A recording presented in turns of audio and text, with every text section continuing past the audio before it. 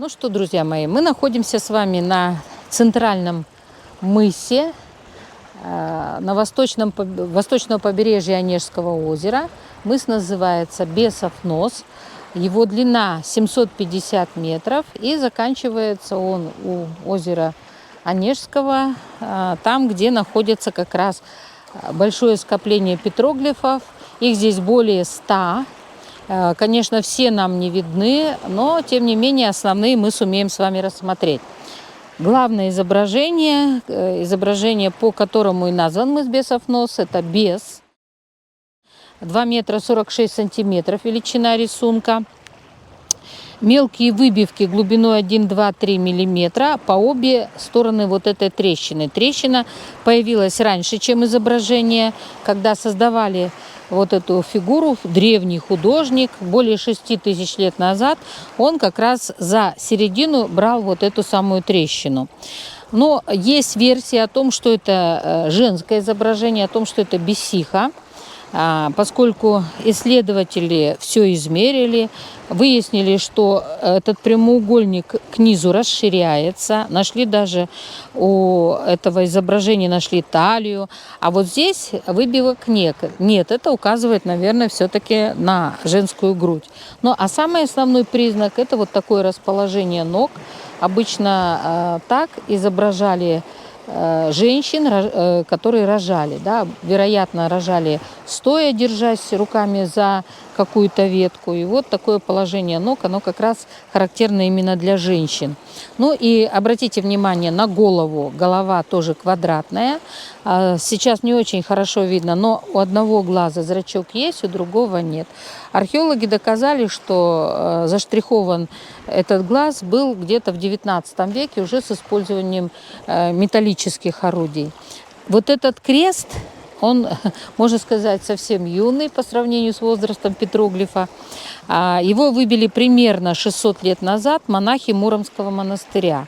Они таким образом нейтрализовали беса, ну или бесиху, причем не испортив изображение. Они могли бы тут все изуродовать, можно сказать. Но они вложили крест, православный крест, в левую руку. Причем, если мы присмотримся, вот этот конец креста у сердца вот этого духа. Вот этот круг с точкой в середине, ну, разные толкования. Одно из объяснений, что это нимб. То есть это опять связано с вот этим православным крестом. Но это не один крест на наших петроглифах. Если мы присмотримся, то вот здесь мы видим крещенного лебедя. Вот это лебедь, а это православный крест. Таким образом окрестили лебедя. Почему лебедя? Я чуть позже об этом расскажу. Второе по величине изображение здесь, это вот выдра, 2 метра 65 сантиметров. Ну, в природе самые большие особи выдры где-то 1,80 м. Здесь она такая, можно сказать, гигантская. Долго тоже спорили, что это выдра или ящерица. Все-таки пришли к выводу, что это выдра. Объяснение тоже этому есть. Видимо, исходя из мировоззрения людей, живших в то время, люди считали, что мир состоит из 3 стихий. Или 3 сфер, что ли. Мир небесный, где солнце, вон оно какое красивое сегодня, да, где летают птицы, где звезды. Мир земной, где живут люди и животные. И мир подводный и подземный, куда, возможно, уходят души людей после смерти. Выдра объединяет 2 мира. Мир подводный и мир земной. Она земноводное такое животное. Ну и еще одна огромная фигура. Вот она здесь. Это сом или налим, 2 метра 65 сантиметров. Сегодня не очень хорошее освещение, поэтому не очень четко видна голова. А вообще здесь очень хорошо просматриваются глаза со зрачками. Есть жабры, вернее плавники есть, вот они здесь. И даже ус показан. Да? То есть если вот на схемах смотреть, это вот все очень четко видно. И когда очень хорошее освещение, это тоже хорошо видно. Почему именно налим? А не какая-то другая рыба, хотя другие рыбы здесь есть. Вот там стерлядь мы видим, да, смотрите, вот она стерлядь. Сейчас, конечно, стерлядь у нас в Онежском озере не водится, но в то время, когда выбивались петроглифы более 6000 лет назад, температура и воды была выше, и температура воздуха, вероятно, она здесь была. Ну а теперь вернемся к налиму. Почему именно налим? Налим такая рыба. Не все ее ели, потому что она в основном на дне, скользкая, очень гладкая такая. И даже сейчас некоторые люди налима не едят, потому что считают, что он чуть ли не падалью питается. Но тем не менее она олицетворяла, наверное, собой духов, которые властвовали в подводном мире, да, такая большая, огромная рыба, и поэтому тоже, наверное, у нее какой-то просили помощи люди, жившие здесь, вот они ее здесь изобразили. Ну, а бес, скорее всего, это дух леса, дух, с которым, может быть, люди хотели установить хорошие отношения, и вот поэтому они вот его изображали. Ну и если говорить о всех петроглифах нашего восточного побережья Онежского озера, их более 1200. И расположены они на мысах и островах Онежского озера. Группами, больше 20 групп. И мы с вами сегодня почувствовали, что от одной группы до другой надо очень хорошо походить. Самый дальний остров, вот там он находится в 5 километрах от берега. Вот. Всего больше 1200 петроглифов, но почти половина, а точнее 48% рисунков – это птицы, водоплавающие птицы, и большей частью это лебеди. И вот здесь мы с вами видим такого лебедя с гипертрофированной шеей, очень большой, да. Есть лебеди небольшие, вот тут вот мы видим лебедя, вот тут лебедей мы с вами видим. Их много, и они разные.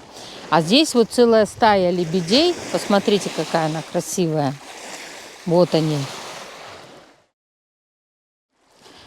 Причем 2 лебедя, может быть, даже парные у них тут маленький лебеденыш в клювах. Вот здесь мы прослеживаем лебедей. Вот они, лебеди. Почему именно лебеди? Опять мы можем предполагать. Здесь люди постоянно не жили на берегу Онежского озера. Их место жительства – это берега рек и озер, потому что здесь было холодно. А они селились по берегам рек. Почему и озер? Потому что без воды человек жить не может. Во-вторых, нужен берег соответствующий, который будет впитывать влагу, да, и лес, который будет защищать от холодных северных ветров, ну и кормить человека. Сюда они приходили ранней весной и уходили поздней осенью. Одна из первых птиц, которая прилетает сюда, это лебедь. Да, то есть оканчивается вот этот период холодной зимы, когда короткие дни, длинные ночи, лебедь приносит новую жизнь и возрождение. Наверное, вот такой, поэтому лебедь. А может быть, лебедь считался прародителем, то есть люди, жившие здесь, считали, что они произошли именно от лебедя. Мы знаем, что есть такая религия, тотемизм, когда некоторые племена в Африке считают, что они там от червячков могли или стрекозы произойти. Вот здесь, наверное, все-таки был лебедь. Убивали ли они, ели ли лебедей, мы не знаем, потому что на наших онежских петроглифах нет сцен охоты на лебедей. Вообще здесь очень мало сцен хозяйственной жизни. В основном такие мифологические, очень нужные для объяснения сцены. Ну вот, пожалуй, одна из таких сцен о хозяйственной жизни. Так, вот она у нас здесь. Посмотрите, это сцена гарпунной рыбной ловли или охоты. Вот антропоморфное существо, вообще на наших петроглифах не говорят изображения людей, говорят антропоморфные существа. Вот, вероятно, осетр. Один гарпун уже в рыбу вонзился, а вот второй, археологи говорят, в виде дротика, но, скорее всего, все-таки это гарпун. Он его уже, он должен попасть в этого осетра. Да, вот, пожалуй, вот из сцен хозяйственной жизни мы это можем отметить. Есть сцены, не свойственные для наших онежских петроглифов. Вот посмотрите, это белуха. Некоторые говорят, что это ластоногая, совсем не белуха. Археологи говорят, что это белуха. Да? А вот если мы присмотримся, вот линь, а вот это лодка, в в которой сидит всего лишь один человек. Вот она лодочка, да? Вот, а это линь. Но откуда эта сцена здесь взялась? Вероятно, все-таки белуха в Онежском озере даже тогда не водилась. Вероятно, сюда пришли художники с Белого моря и показали, а как это у них происходит. Потому что расстояние между двумя группами петроглифов всего 300 километров, в принципе, преодолимо. Либо люди, жившие здесь, побывали на Белом море и показали, как это происходит. Вот здесь еще одна крупная рыбина есть, видите, вот она здесь, но как-то вот она тут, видимо, может, какое-то продолжение этой сцены было. Вот. Очень много изображений лосей. Причем, посмотрите, какие они грациозные, да, очень пропорционально выбиты. И практически большинство из них безрогие, рогов нет. Хотя мы можем сказать, что это самка. На самом деле есть изображения лосей, у которых серьга. То есть это мужская особь, но они тоже без рогов. Вот это вот, ну, говорят, что это, мне кажется, это олень, но говорят, что это лось, а у него в рогах месяц. Да? Еще одна очень интересная сцена, она поодаль находится. Посмотрите, потом про лебедей еще скажем. Охота на медведя. Вот он, медведь. Да? Вот, явно медведь. А здесь антропоморфное существо, а это копье. Ну, охотники, наверное, засомневаются, можно ли в одиночку идти на медведя. Может быть, это тоже мифологическая сцена покорения леса, потому что медведя ведь считали хозяином леса, да, это же, и даже в XIX веке название не говорили вслух, говорили хозяин леса. И, может быть, таким образом люди как бы покоряли силы природы, покоряли лес для того, чтобы показать... Все равно человек хотел доказать, что он сильнее вот этой самой природы. Вот. Ну и еще есть одно очень интересное изображение. Ну вот видите, какой симпатичный тут лосеныш. Обычно его копируют. Он красивый, очень такой изящный. А есть изображение вообще единичное, наверное. Вот дерево. Его называют мировое древо. Причем оно изображено в корнями кверху, и это не случайно. Видели, да, когда мы плыли по Черной речке, как отражается лес в спокойной воде. Ну, в принципе, в то время люди ведь тоже плавали по этой реке и видели это.